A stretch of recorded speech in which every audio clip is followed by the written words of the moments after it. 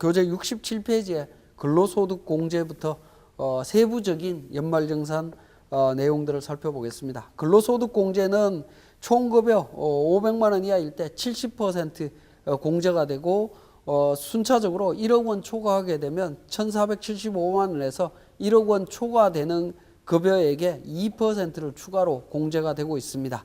근로소득공제 적용 시에 유의사항을 한번 보면 두 군데 이상에서 급여를 지급받는다 하더라도 주된 근무지에서 합산해서 한 번만 근로소득공제를 계산한다라는 거고요. 근로기간이 1년 미만이라 하더라도 월할 계산하지 않습니다. 자, 그 다음에 67페이지에 3번 인적공제와 관련되는 부분인데, 인적공제는 우리 사원 등록 메뉴 부양가족 명세에 등록할 때 제가 기본공제와 추가공제 자세히 설명을 드렸습니다. 그 내용을 참고해 주시면 되겠고요.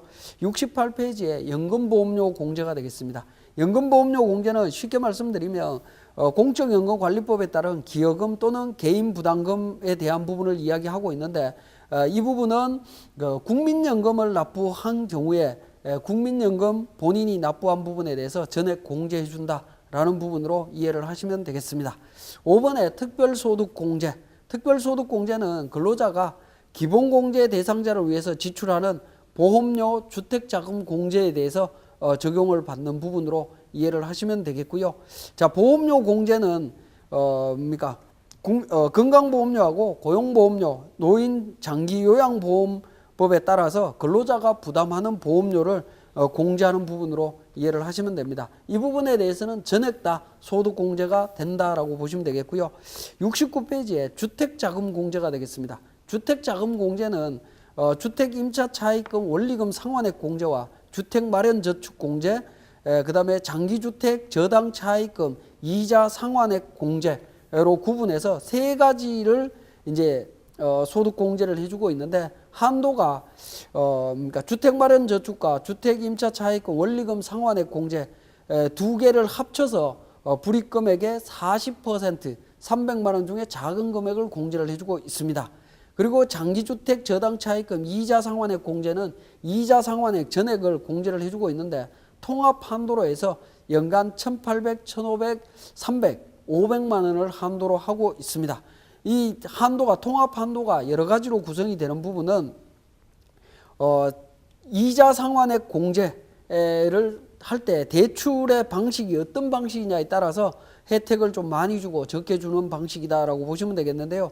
2015년 1월 1일 이후에 차입한 경우에는 15년 이상인 차입금으로서 고정금리 방식이고 비거치식 분할상환 방식인 경우에는 1,800만 원을 한도로 공제를 하고 있고요. 15년 이상인데 고정금리이거나 비거치 분할상환 방식인 경우에는 1,500만 원, 10년 이상이고 고정금리 방식이거나 비거치식 분할상환인 경우에는 300만 원을 기준으로 해서 한도를 정하고 있습니다. 거기에 대한 좀 세부적인 내용을 보면 70페이지에 자, 주택임차차입금 원리금 상환액 공제입니다. 과세기간 종료일 현재 무주택 세대의 세대주인 근로자가 국민주택 규모의 주택, 이때는 오피스텔을 포함을 합니다. 임차하기 위해서 대출기간이나 거주자로부터 임차한 차입금이 있다라고 했을 때 그 차입금의 원리금을 상환했다라고 하면 상환 금액의 40%를 소득공제해 주는 방식이다 라고 이해를 하시면 되겠고, 70페이지 하단에 2번에 주택마련저축 소득공제, 근로소득이 있는 거주자로서 해당 과세기간에 총 급여액이 7천만 원 이하이고 해당 과세기간 중에 주택을 소유하지 않는 세대의 세대주가 다음에 해당하는 주택마련저축, 그러니까 청약저축과 주택 청약종합저축에 납입했을 때 납입금액의 40%를 소득공제해 주고 있습니다. 연납입액이 과거 120만 원에서 240만 원으로 상향되었다라는 거고요. 다만 이제 기존 가입자의 경우에 총급여 7천만 원을 초과하는 경우에는 어떻게 하느냐 하는 부분인데, 초과하더라도 기존 한도 120만 원을 기준으로 2017년도까지 소득공제를 적용해주고 있습니다. 71페이지에 장기주택 저당차입금 이자 상환액 공제. 자, 근로소득이 있는 거주자가 주택을 소유하지 아니하거나 1주택을 보유한 세대의 세대주가 취득 당시 기준시가 4억 원, 2006년도 1월 1일 이후에는 3억 원, 2014년도 1월 1일 이후부터는 4억 원을 적용을 하고 있습니다. 4억 원 이하인 주택을 취득을 했을 때 차입한 자금이 있다라고 하면 그 부분에 대해서 일정 금액을 공제해 주고 있다라고 보시면 되겠네요. 그래서 72페이지의 그 표에 자세한 내용 공제 요건에 대해서 자세히 설명을 해놓고 있습니다. 나아번에 보면 공제 한도라고 해서 장기주택 저당 차입금 이자 상환액에 대한 한도는 주택마련저축 불입액하고 주택임차 차입금 원리금 상환액의 40%와 300만 원 중에 작은 금액과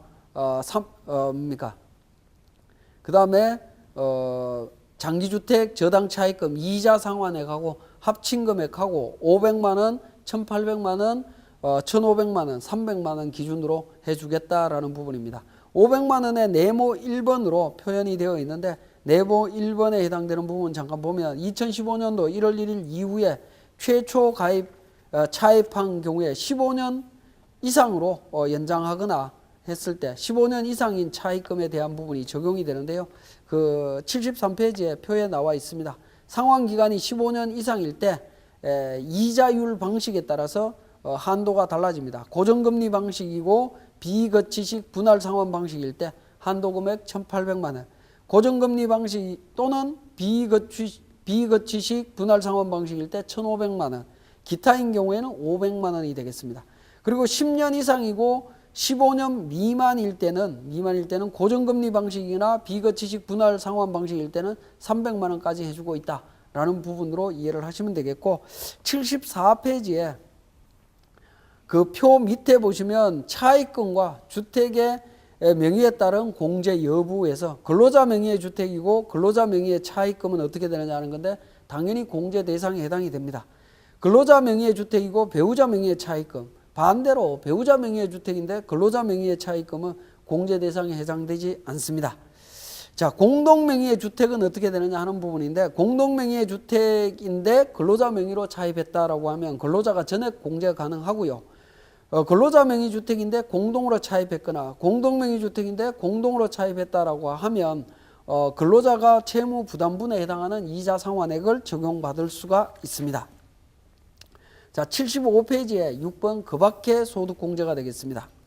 개인연금저축 2000년 12월 31일 이전에 가입한 개인연금저축 상품이 있습니다. 그 부분에 대해서는 불입액의 40% 연간 72만 원을 기준으로 해서 소득 공제가 되고 있습니다. 그 다음에 76페이지에 2번에 소기업 소상공인 공제 부금 해서 내용이 나와 있는데요. 일명 이제 중소기업 중앙회가 운영하는 노란 우산 공제라고 하는 제도가 되겠습니다. 자, 이 부분에 대해서는 1년 이상 사업을 영위하는 소기업 소상공인 대표자로 개인 사업자나 법인 대표자인 소기업 소상공인이 되겠습니다. 그런 분들이 분기당 210만 원까지 불입할 수 있고 공제 금액은 연 300만 원까지 공제를 받을 수가 있는데요. 연말정산 때 적용이 되는 부분은 법인 대표자만 적용이 된다라고 보시면 되겠습니다. 개인 사업자의 대표자는 연말정산이라는 개념이 없기 때문에 나중에 종합소득세 신고할 때 적용이 된다라고 보시면 되겠네요. 자, 77페이지에 신용카드 등 사용액 소득 공제 해서 신용카드 사업자로부터 근로자가 재화나 용역을 제공받고 신용카드 등을 사용해서 지출한 금액에 대해서 총 금액의 25% 이상을 초과해서 사용했다라고 하면 초과 금액의 15% 내지 30%를 근로소득에서 공제하는 부분입니다. 그래서 연봉의 25% 이상은 사용을 해야 된다라는 부분이죠.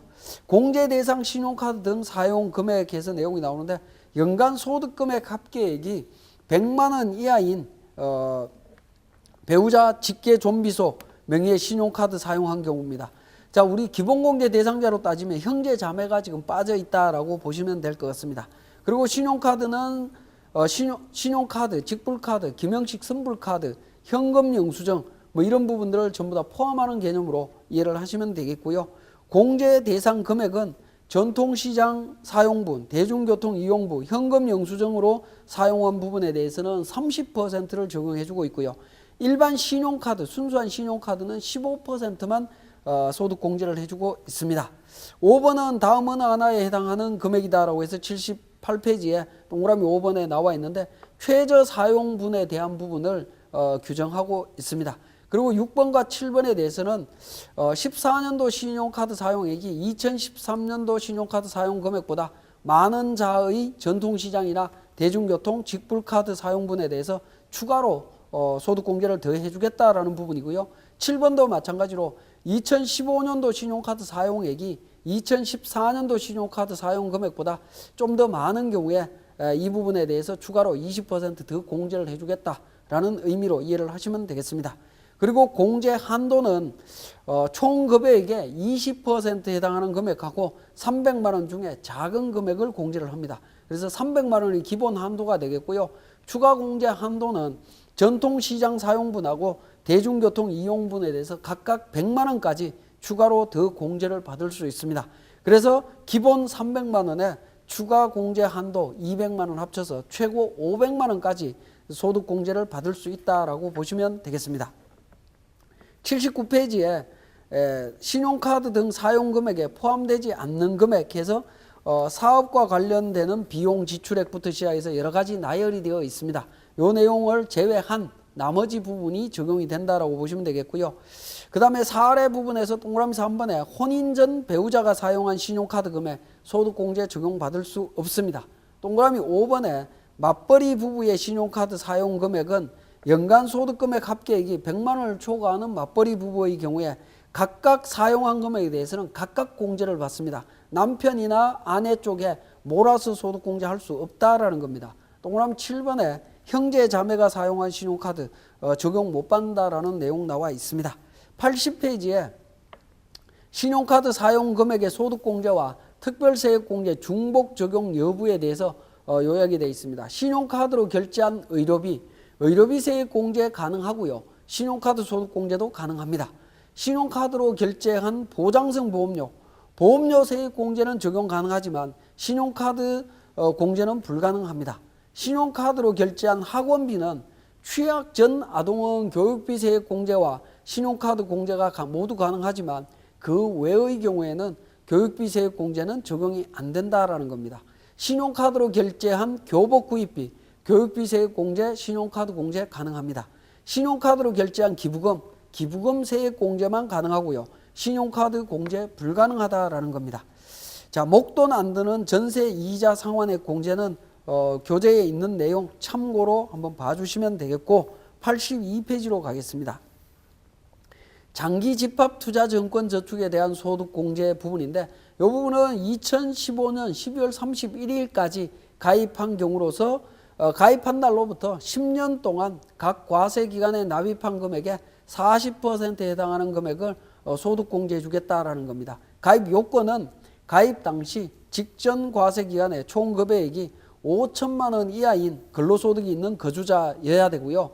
동그라미 3번에 장기 집합 투자 증권 저축 계약 기간이 10년 이상이고 저축 가입일로부터 10년 미만의 기간 내에 원금 이자 등의 인출이 없어야 되겠습니다. 그리고 1년에 600만 원 이내의 금액을 납입한다면 그 금액의 40%를 소득 공제해 주고 있습니다. 83페이지에 총 금액이 8천만 원을 초과하게 되면 이 규정은 적용될 수가 없습니다. 그리고 반드시 근로소득이 있어야 된다는 겁니다. 근로소득이 없는 경우에도 적용하지 않습니다. 그리고 또 10년 기간 안에 일부를 인출하거나 계약을 해지하거나 제3자한테 양도했을 때는 그때부터 소득공제를 적용하지 않습니다. 소득세 소득공제 종합 한도에서 한도 금액은 2,500만 원을 초과할 때 초과한 금액은 없는 걸로 봅니다. 그 적용 대상이 특별소득공제, 그 다음에 중소기업, 창업투자조합, 출자 등에 대한 소득공제, 소기업, 소상공인 공제부금에 대한 소득공제, 청약저축, 주택청약종합저축에 대한 소득공제, 신용카드 사용금액에 대한 소득공제, 장기집합투자증권 저축에 대한 소득공제 이런 부분들을 전부 다 합쳐서 연간 2,500만 원을 한도로 하고 있다라는 겁니다.